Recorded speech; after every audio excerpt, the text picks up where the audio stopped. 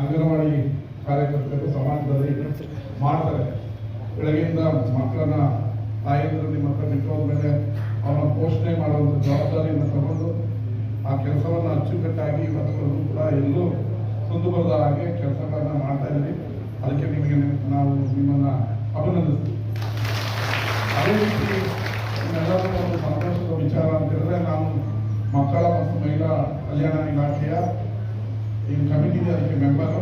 ಕಳೆದ ವಾರ ತಾನೇ ಇಂದು 15 ಬೇಡಿಕೆಗಳ ವಿಚಾರ ನಮ್ಮ ಕಮಿಟಿ ಮುಂದೆ ಬಂದಿತ್ತು. ನೀವೆಲ್ಲ ಹಿರಿಯ ಅಧಿಕಾರಿಗಳು ಇದ್ರು.